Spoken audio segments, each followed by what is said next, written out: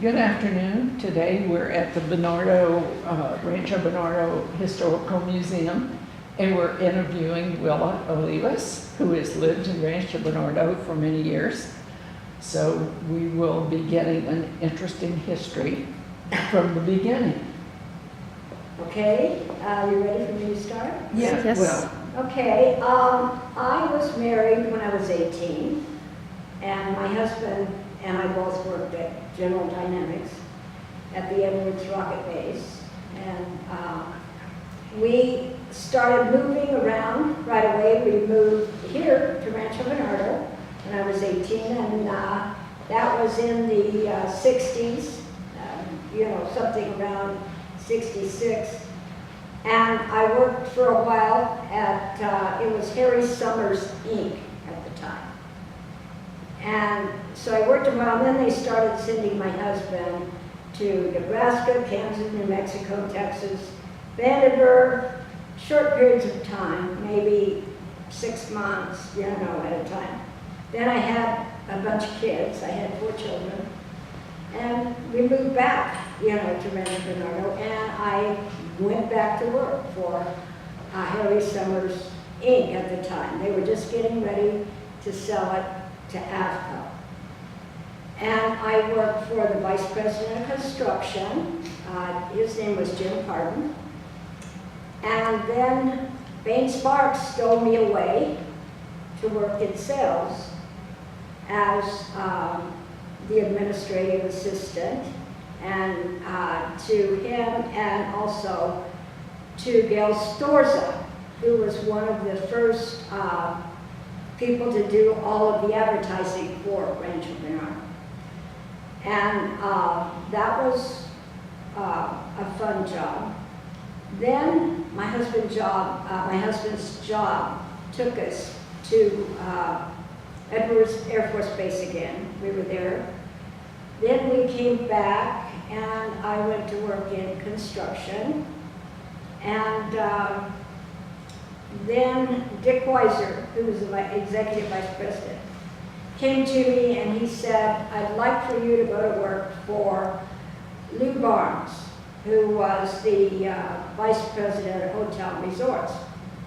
At the time, AVCO was going to build hotel and resorts all over. We were going to build them in down, let me see, where the Ritz-Carlton is now. We own that land. I don't know if you knew that or not. We also was buying property in Hawaii, and we were going to build there. We bought a helicopter, and we had a helicopter pad at the end. And so we were going to fly up, to where Ritz-Carlton is. And my husband wasn't too happy about that. But anyway, then AVCO decided to sell the hotel division. And so we sold it to Colachis at that time. And they didn't have, when I phased out there, they didn't have a spot for me to go. So Dick Weiser says, "I don't care where you put her, you bring her back. And you find a spot for her. I don't care who you have to fight, but I want her back on Monday morning." So I went back to work in construction, and I worked with Elwin Booth, who we plotted houses. And I don't know if you know what that means, but we would work with little floor plans, and we'd fit them on the lots. And then we picked out tile for some, and shake roofs for some. And that was fun. I enjoyed doing that very much. was that Seven Oaks? That was all over. Rancho Bernardo. Yeah, all over. We were building the Greens. We were building not only Seven Oaks, we were building High Country. I think that came later, Oaks North. So that must have been in the 70s. Yeah. Okay. So I'm so old, I get the things all, the years mixed up. But anyway, and we were doing that. L1, I think he retired. And I worked for, I forget the guy's name, Leonard Miner was his name. So nobody liked him, by the way. But anyway, I thought I'd take a year off and stay home with my kids. And I got bored. So, and I'm getting the dates mixed up a little bit. That was after, no, Dick Weiser came again. He says, I want you to run our it wasn't Time Warner, it was a Rancho Bernardo antenna system. People only paid $3.10 a month for cable. So I ran that division. I had some installers under me. We had construction people, and I had a technician. And then we had an antenna site, which is, you know, where the shopping in, up by Savon, there was a hill up there. It was which later became Bernardo Heights. That was our antenna site. And so that, I had a girl working for me, her name was Sandy Beauvais. And the television ran all the time while we were in the office, so we watched soap operas. we had to have it on because, you know, because of outages. We had a lot of outages back then. So we had to repair, what was his name? He is one of the founders, P.J. Still. Used to come into the office all the time. And he was represented, you know, the homeowners here. And so anyway, that was before, then Time Warner came along and bought it. But I do have to tell you a funny story, is we were at the Mercado at the time. And the old Mercado, not the new one now. And my construction guys cut the cable. And no, they cut a water line, that's what it was. So nobody had water. The hairdresser downstairs was washing hair. Nobody had water. So and they come and told, I told Sandy, pretend like it's not our guy. We'll get it fixed, but pretend like it's not us. So that was pretty funny. But we got the water line fixed, and you know, everybody was back in shape again. So from there, where did I go? That's when I decided to take a little bit of time off. Then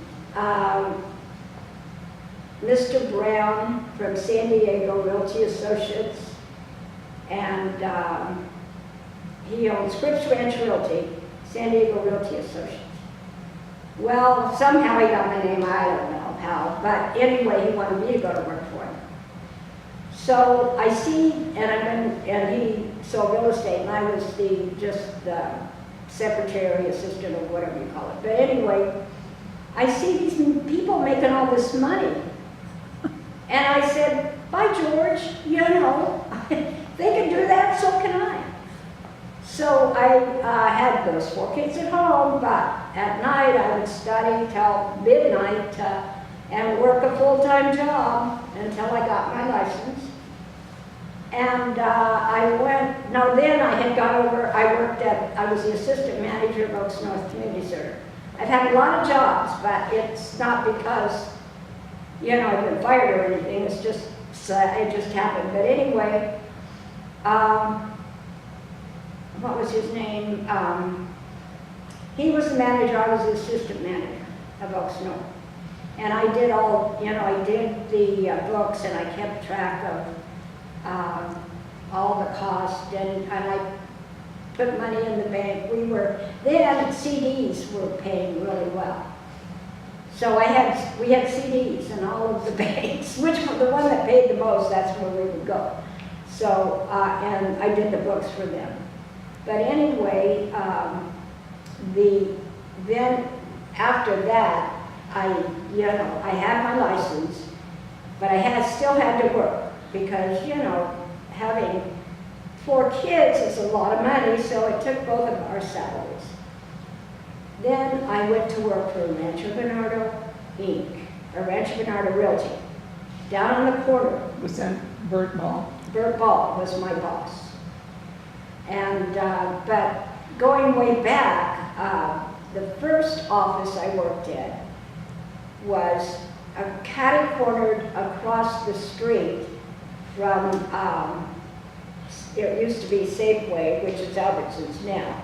There was a building there they moved in from Balboa Park. That was my office. They moved that down to the corner, which is on Bernardo Center Drive and Rancho Bernardo Road. So they moved that building down there. And let me see, I'm getting a little bit of this, I'm trying to remember.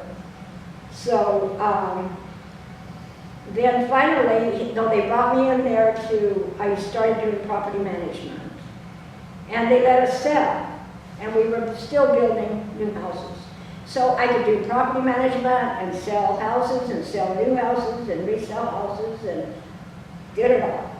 And I had a lot of investors coming in, a lot of Canadians came. And they would buy up properties. I mean, all of us did very well then.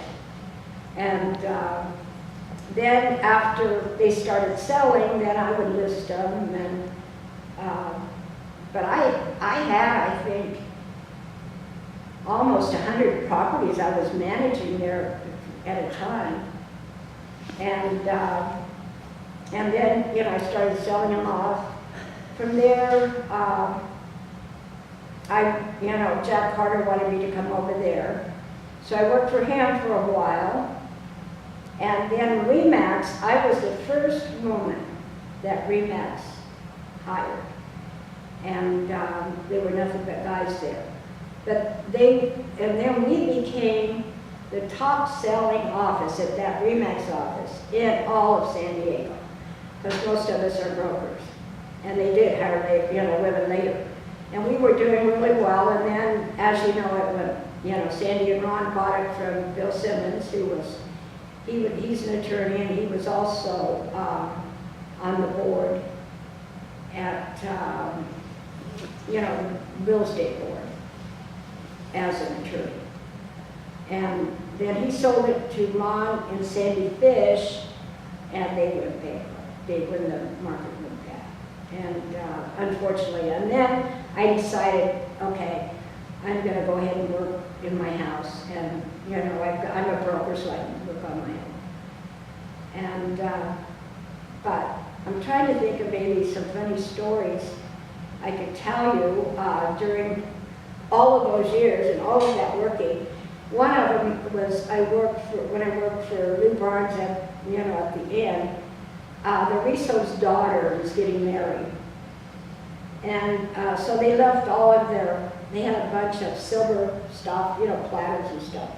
So he said, I want you to take this back to the Rissos and, take it over there because it's, it was for the wedding. So I did, but nothing but Mr. Risso said, you gotta come in, both of them, you gotta have a glass of wine. I was a teetotaler then. And so, man, they got me snookered. And I called my boss and I said, I'm snookered. He said, well, just when you get down there, just go on home.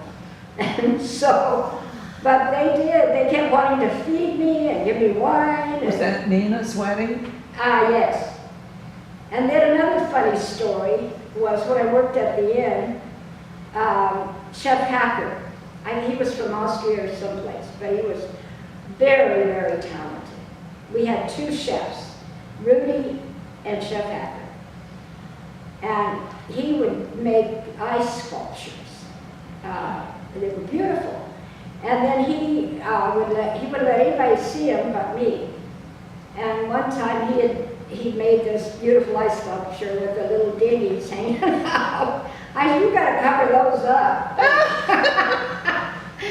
And then he bought a motorcycle, and he wanted to take me for a ride. Now, do you remember when we wore the hot pants and the boots and hot pants. Well, here I had hot pants on, and he had his chef hat, and down through 7 Oaks we went on a motorcycle. And no, I think I had high heels on. That was a funny time. But he was very talented, could make those ice sculpture. I don't know if you guys ever heard of him or not. But I brought things from the inn and left them here that showed his pictures and stuff, you know. They're here somewhere. Well, yeah, okay. And it was just, I've had a lot of jobs, but I've been here a long time, 49 years. So through the years, I've had, all of these jobs, and it was fun. Rancho Bernardo was fun. So it sounds like you knew all the movers and shakers. Yeah, I did. From the beginning. Right. What was it like in the very beginning, living here? Well, there were not many grocery places to buy groceries. There were not very many restaurants to go, we went to the inn a lot. There was the liquor store. And Dees Fryman owned the liquor store. Did you know that he had a little golf cart? He would deliver gallons to these little people in 7 Oaks. They were caught, and he would take his little golf cart and deliver those. I mean, there were a lot of drinkers back then. I mean, really, a lot of boozers. And he would have, his wife would go on a cruise. I think Lil was her name. And so he'd have all of us girls at alcohol over for dinner, or lunch at his place. And he'd serve alcohol. I mean, Rancho Bernardo was built on alcohol, I really mean. Because some of the contractors and stuff, when I was in construction, I'd stick up for them. I mean, I didn't want the boss to find out that they were over at the Ivanhoe. I don't know if you ever heard of the Ivanhoe in Poway. Mm-hmm. And there weren't very many places, but they spent a lot of time at the Ivanhoe. Did your children grow up here? Yeah, they all went through the schools, and I was very active with them. My son played Pop Warner, and we did bunco parties so that we raised money for them. I had a daughter in the band, and I had another Is that daughter. Poway High? Poway High, and we would go to all of their performances, and then my son played baseball, and they were all 4 very active. And then when I worked, they all helped me. They delivered flyers, and I would pay them, but they all. And my daughter-in-law went to work for me when she was 16, and then she got her license at 18, and she now is part owner of American Heritage, which I think they have 2,000 properties they manage. Wow. And she's got 40 employees that work under her. There's 3 owners, so. What is the thing that really stands out for you about Rancho Bernardo? Is there one particular thing that made it such a special place? Yeah. At Christmas time, we would decorate the center aisle, the olive trees. Every state would come and decorate. And then 4th of July, I think there was one celebration where Harry Summers would have this enormous cake made, and it would be on a flatbed truck. And we would feed all of anybody that from Rancho Bernardo wanted to come.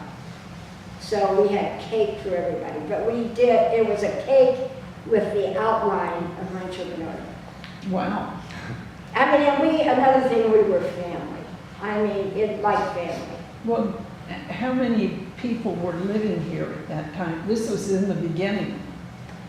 Well, there were quite a few when I came here. I mean, there were people in 7 Oaks, there were people in the Greens, and a lot of people, in Poway. And so you know, there were quite a few. Oh, another thing I wanted to mention.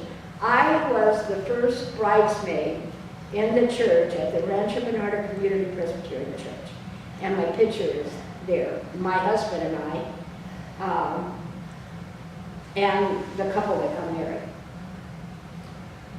So you saw a lot of things being built here, such Yeah. as the church and. The church wasn't even finished, which she wanted to be married in it. She wanted to be the first. It wasn't even finished. And we went there and they got married. Wow. Now, did Abco on the inn in the beginning, and they sold it to No, Collages? actually, no. Harry Summers, Fritz Hahn from Texas is the financier, and the Daly brothers. Now, the Daly brothers owned the land, and it was Harry Summers' concept. So they started, and they named it Rancho Bernardo Inc. That was the name of it. Then later, they sold it. You know, so Harry Summers remained on the board for 5 years after that. And I had a crush on him, by the way, because I thought he was, you know, he was just really great. But anyway, he asked me to come to, his secretary was out sick for a week. He asked me to come and work for him. And I was thrilled. You know, it was really an honor.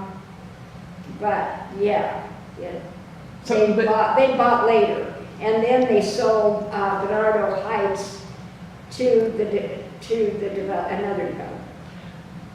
Well, I guess my question was, Collages wasn't the original He builder? was just the one that bought the inn. Okay, but Yeah. it was Harry Summers that built the inn? Yes. Okay. No, Collages expanded it, Yeah. but no, Harry Summers built it. I understand there were parties there, I think maybe once a month, that all the All residents. the time.